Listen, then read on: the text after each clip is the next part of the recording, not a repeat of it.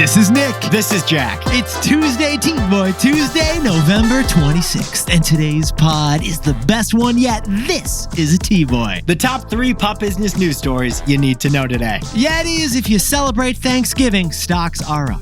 But if you celebrate Thanksgiving, then stocks are down. I feel like we need to address this. Like everyone has one friend who's mispronouncing Thanksgiving, right? No, what are you talking about? You know the Thanksgiving people? The Thanksgiving people, not Thanksgiving people. They're emphasizing the thanks? We have to stop ignoring it. There's a large... What are you doing for Thanksgiving, by the way? Where are you going to be? I'm headed down to the chalet at the mountains right at Sugarbush. They're opening up the resort, so I'm going to get my first runs in. I hope you get some good snow in, Jack. Nick, we're going to have a fire going the whole time. What about you? In New York City right now, and everyone here looks beautiful. Then we're heading to Nantucket, and I heard the president's going to be there, so the aerospace is like locked down. TSA might not even let you on the island. Or should I say, Secret Service. In the meantime, Yetis, we are so thankful for you that we whipped up 3 fantastic stories. What do we got, Jack? For our first story, 25 years ago, Martha Stewart took her company public to become the first ever self-made American woman billionaire. And this year, Netflix did a documentary on Martha Stewart, and we watched it all weekend long. And we found the best business advice that she gave in prison. In prison. Second story, what do we got, Jack? For our second story, stocks jumped to fresh all-time highs Monday on news that Scott Bessent will run Treasury. Wall Street loves this guy, and it's all thanks to his 3-3-3-3-3 policy. And our third and final story. Thanksgiving is the day when rich people get together with family and talk about money. So Jack and I got the best money topics for you to share with your family, because we know exactly what you should talk about. But Yetis, before we hit that wonderful mix of stories. Fantastic mix of stories, Jack, and nobody is doing that mix of stories this week. Love this mix. Today, the latest episode of our new show dropped, and it's all about Jacuzzi. Jacuzzi, because the Jacuzzi hot tub is actually the wildest story we had ever heard. Get this. Jacuzzi was invented by 7 brothers. 7 Italian immigrant brothers in California. Oh, and Jack, their name wasn't even Jacuzzi until Ellis Island when it got misspelled. The elder Jacuzzi actually started the company by building airplanes. But then began a series of business pivots beginning with airplanes. Pivot! They pivoted from propellers to pools to create the first ever hot tub. And they did it to save their 2-year-old son's life. No joke, true story. It's an emotional, touching story. That Jacuzzi episode drops today on our new show, The Best Idea Yet, where Jack and I found the most viral products of all time and discovered their untold wild origin stories. Oh, and since each episode is 45 minutes, it pairs perfectly with a long road trip. Forget Thanksgiving traffic, turn on The Best Idea Yet. In the spirit of Thanksgiving, or Thanksgiving, on this podcast tomorrow, we're going to drop a whole episode right here of TBIY. We want to thank you for being a part of our entire show, all of our shows, so we're sharing with you a full episode of our other show. So today's show is the best one yet. But tomorrow's show is the best idea yet. Yetis, happy Thanksgiving. Nick, pumped to pod with you. Let's hit our 3 stories, man. Let's hit them, baby. 15 years before this song, 2 boys from the Northeast met in the dorm. They had an idea that caused a cultural storm. It's the best one yet, but the best is the norm. Jack, Nick, that's it. I don't even think they need to practice. 50%, that's a fat tip. T-Boy City on your list. If you know, you know, cause we ready to go. We can't wait no more, so just start the show. Start the show. For our first story, 25 years ago, Martha Stewart took her company public in a historic IPO. So we whipped up all the takeaways on Martha Stewart, America's first self-made female billionaire. The best business documentary we watched this year, what was it, Jack? Martha. Yeah. It dropped last month on Netflix. So Yetis, Jack and I jumped in T-Boy style to the story of Martha Stewart's business, and we wore collar shirts today in order to deliver it. Because under the polished, pampered, pecan pie image of Martha Stewart, her greatest skill is mastering skills. And that is how she became a successful entrepreneur. Yetis, let's bring you back to the 1960s New Jersey, because Martha Stewart's family did not come of many means. They needed money. So Martha Stewart became a model. In fact, she mastered modeling and became a top model in New York City. But that was all after she mastered gardening because her family didn't have much money, so she helped them save money at the grocery store. But then, after college, she went on to Wall Street, where she mastered Wall Street. She became a really successful, famous stockbroker. She used her modeling confidence to win clients and earn those pitches. Now, interesting twist. After she got married and moved to Connecticut, she had to give up stock trading. That's when she started her own catering business and became a master of catering. Because she used her gardening skills that she'd mastered to differentiate her catering business. And she used her Wall Street network from her stockbroker days to win the biggest big corporate catering events. Now, interesting detail we didn't mention, but during her honeymoon at the age of 19, she kept hundreds of pages of notes on European artwork she saw while traveling in Europe. And then she used those notes to differentiate her catering business. Instead of catering casseroles, she started doing elaborate spreads inspired by the Renaissance artists she saw in Italy. The bigwigs at Credit Suisse were like, oh, this fondue makes me feel like I'm in Switzerland. And that's how Martha Stewart became Martha Stewart, because she mastered every single individual skill one at a time. But we know her name today because she combined all those skills into one grand business. Martha Stewart Living. That company, it became Martha Stewart's favorite things. She figured out how to scale her preferences. She basically communicated to her audience all of her favorite things, from travel to interior design to cooking to style to fashion. Basically everything from the perfect placemats to the perfect Pinot Noir with some profiteroles in between. And in 1999, she IPO'd the company. When the stock doubled, she became the first ever self-made female billionaire. That's right, Yetis. Gardening, modeling, stockbrokering, and IPOing. Bet you didn't know that about Martha Stewart, did you? But Jack, when it comes to our analysis of Martha Stewart's mastering of skills and taking this company public, what was the key insight here? The business wasn't the sum of its parts. It was her weaving them together into an elegant whole. Her modeling, the gardening, her stockbrokering, her art studies, the catering. It was all her mastered skills, but woven together into one public company. Now, we should point out, Martha Stewart went to jail for lying to the FBI regarding an insider trading investigation. 6 months of time spent in prison ruined her company. The stock fell by 90% because Martha couldn't do anything. But Yetis, here's what Jack and I find fascinating about this story. Jack, while she was in prison, she taught her fellow inmates a business class. And what was the first lesson she taught them? That the whole is greater than the sum of its parts. To have a successful business, you must master multiple skills, but then you must weave them elegantly together. That's the second time we've said elegant on this story, and I'm pretty happy about it. So Jack, what's the takeaway for our buddy Martha Stewart? Martha Stewart was the world's first ever influencer, and she scaled herself using old media.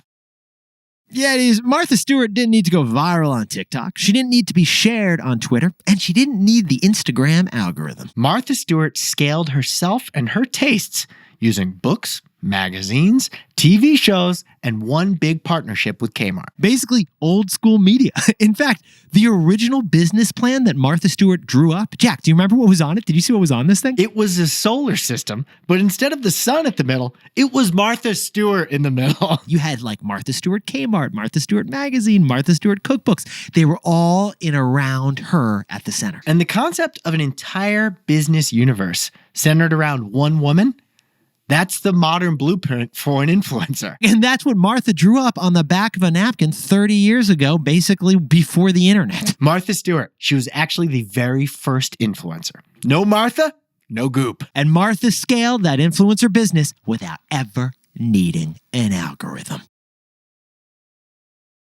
For our second story, markets are jumping because Donald Trump has picked the most important cabinet member for the economy. Scott Bessent will be the next Treasury Secretary, so we're looking at his 3-3-3 plan for the economy. But Jack, let's kick things off with a little bit of history. Who was the first Secretary of State for America? That would be Thomas Jefferson. And Jack, who was the first Secretary of the Treasury for America? That would be Alexander Hamilton. Great musical. Now, the Secretary of State is the most important person internationally for us, but the Treasury Secretary is the most important person domestically for us. Because the economy is the thing that every American touches every single day. And on Friday, President-elect Trump appointed Scott Bessent to be the nation's Treasury Secretary. He's expected to be confirmed easily over in the Senate. Scott Bessent is a hedge fund billionaire. He used to work for George Soros, and he helped get both of those two men rich. We jumped in further to his LinkedIn, and Scott Bessent also taught economic history over at Yale University, which happens to be his alma mater. He used to donate to Democrats until 2016 when he became a Trump supporter. He would also be our first openly gay Treasury Secretary, and right now, he and his husband currently preserve historic mansions where they live in Charleston, South Carolina. He also runs a hedge fund, which he's going to have to resign from once he becomes Treasury Secretary. And he recently said in a letter to his clients that a Trump re-election would bring, and I quote, an economic lollapalooza to our country. Just like the Chicago concert, but for the whole country, baby. Turns out he's going to be the party planner for that lollapalooza if he becomes Trump's Treasury Secretary. But Jack and I got curious as to Bessent's economic policies. And Jack, how would you put Bessent's economic pitch to America? It's simple, it's fiscally responsible, and it's oily. Okay, it sounds like it's got three parts, Jack. Could you explain it to me like I'm 5 years? Actually, could you explain it to me like I'm 3 years old? Bessent has branded his grand economic plan as 3-3-3. And we've rebranded it the Triple Threes. Jack, the first part of the Triple Three economic plan, what is it, man? Cut the budget deficit to 3% by 2028. Which is down from roughly 6% that it is today. Okay, get our national debt under control. That'd be a great thing. The second three, boost our GDP growth to 3%. Because if the economic pie is growing, it's much easier to argue about who gets what share of that bigger economic pie. And the third three is to produce an additional 3 million barrels of oil every day right here in America. Not a climate-friendly move, but this could make America a lot richer. And remember, America is already the biggest producer of oil in the world. Now, Wall Street loves Bessent as the Treasury Secretary. Stocks rose on Monday, and the interest rate on government debt fell on Monday. Those are the metaphorical likes and retweets of Wall Street to political news. Like when Wall Street's happy about something, stocks go up and interest rates go down. Not too shabby. But what do we think?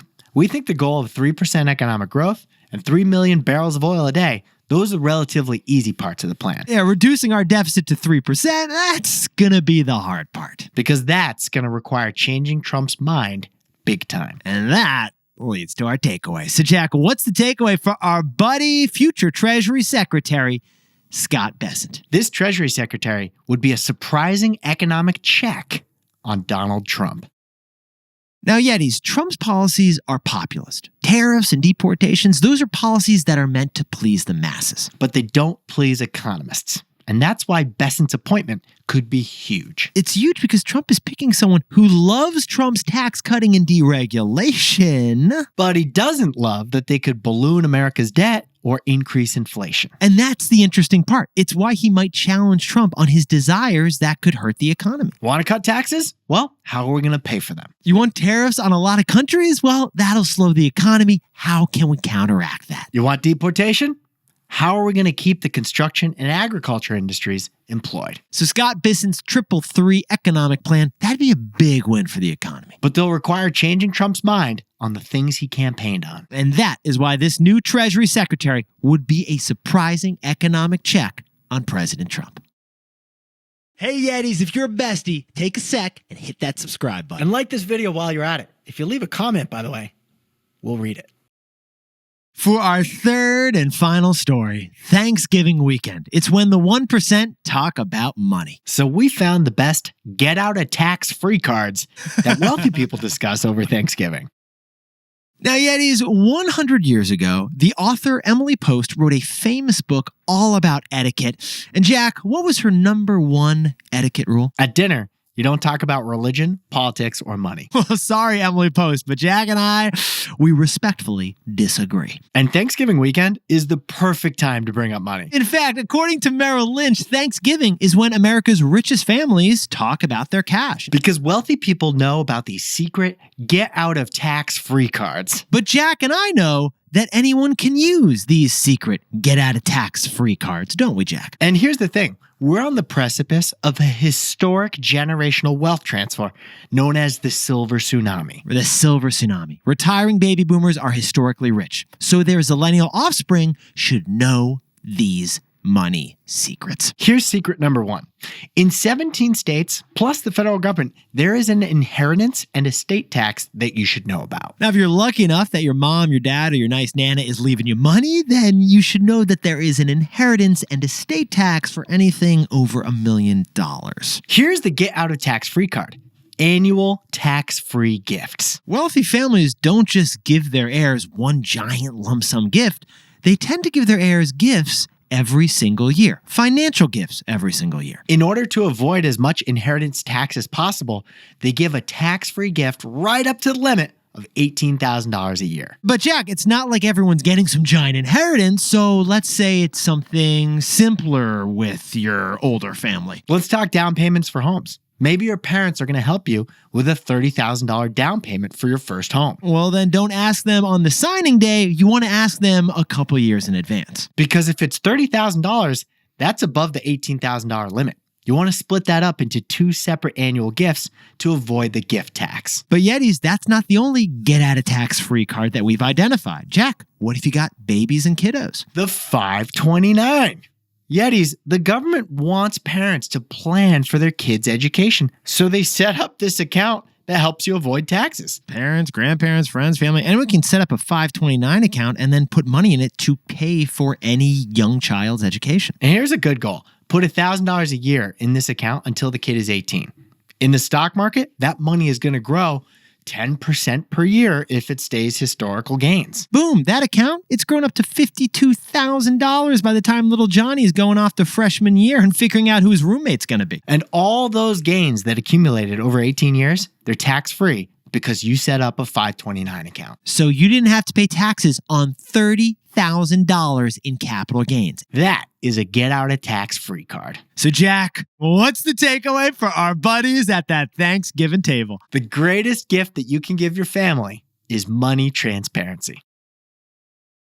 Yetis, last year, one of our most viral stories, it was about a will. A will from Aretha Franklin, the singer. When Aretha Franklin passed away, legal confusion about her will led to extra pain and uncertainty for her family when she passed. So we did a story and a takeaway about wills and estates, how the greatest gift you can give your family is a will. But an even greater gift is to have money conversations before death. Now, the assumption is that these money convos, that they're awkward, they're dark, they're morbid, but when it comes to having them, we don't think they have to be. Conversations about gifts, prenups, a final will and testament, this is about legacies, sharing, and helping your family understand. And because uncertainty leads to anxiety, we think clear is kind. For example, asking your grandparents to contribute to your kid's 529, that's a great way to start a bigger, more positive conversation. You know, maybe that positive grandkid convo leads to other conversations that were really good, like, where are your passports in case anything happens to you? Like, it's good if we all know that, just in case of an emergency. Dad, do you have life insurance?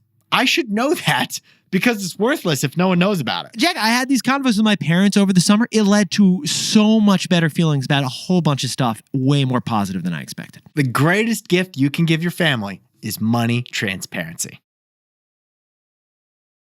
Jack, could you whip up the takeaways for us for T-Boy Tuesday? 25 years ago, Martha Stewart Living IPO'd, making Martha the first self-made female billionaire. Martha was also the first ever influencer, but she scaled herself using old media. For our second story, it's Scott Besson. He's going to grow the economy by 3%, cut the deficit to 3%, and add 3 million barrels of oil per day. It's the old 333s. The new Treasury Secretary could be a surprising check on Trump's economic instincts. And our third and final story. This Thanksgiving weekend, America's 1% will be discussing get out of tax-free cards, like tax-free gifts and 529 accounts. But no matter what, remember the greatest gift you can give your family is money transparency.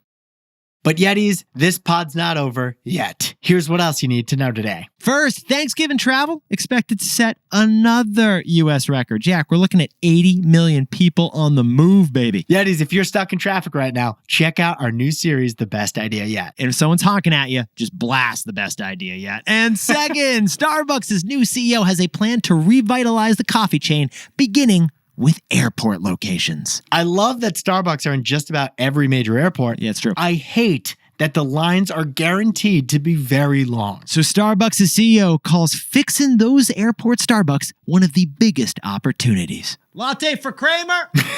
And finally, Macy's is reportedly jacking up the TV rights to their Thanksgiving Day parade. Yeah, NBC's going to broadcast the parade like usual, but it's going to be for triple the price. $60 million a year. That's the new price to broadcast the Macy's Thanksgiving Day parade. Honestly, it's worth it for Bluey.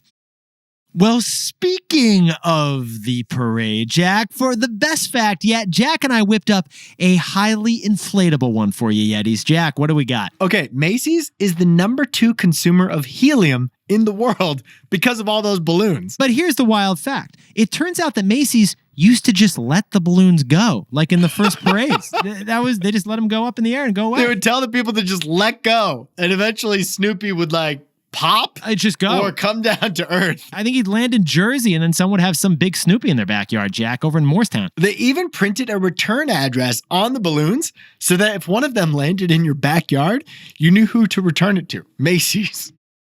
Yetis, you look fantastic for the Tuesday before Thanksgiving. Just to keep it real for a second, Nick and I have the best jobs in the world. Yes. And it's thanks to you listening to us. We're so thankful for you. Honestly, you're tuning in every day. You're sharing stuff with us in DMs. You sending Jack and me messages every day. The ratings, reviews. It's a wonderful community we've built together. Love doing it with you, Jack. I'm just going into Thanksgiving feeling very thankful. Or is it Thanksgiving, Jack? Are you going to Thanksgiving that feeling that way? No one says that. There's always one person at the table. Trust us, Yetis. Have fun, and Jack and I will see you on tomorrow's special pod. And tell your families, HYHDBOY.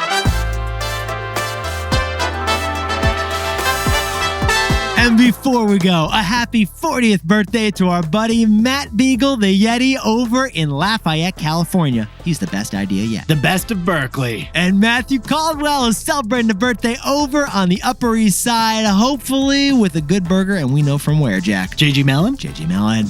Happy birthday to Caitlin Carl in Victoria, Minnesota. And Vahidi Kaikaria over in India is celebrating the best birthday yet. Happy 50th birthday to Claire Darby in Phoenix, Arizona. And Allie Drott over in Portland is celebrating the big birthday. Happy birthday to Emily Roseau in Martinique, France. And Vital Badanu over in Seattle. Happy birthday, Vital. Happy 20-year anniversary to Danny and Irida Olivia in Orange, California, who are celebrating over at Disney. And Mikey Pollock and Kira just got engaged. Guys, let's see some ring pics. Congratulations on the huge day. Big shout out to Josh and Katie over in Los Angeles, who are opening a very hygienic, very sanitized dental office. Get rid of all the cavities. And Naomi Willis gave this show not only 5 stars, but maybe the most fun review I've ever seen of the best idea yet, Jack. She did reviews on both shows. Amazing. Amazing. Our biggest marketing Yeti yet. And to anyone else who's celebrating something today, make it a T-Boy. Celebrate the wins.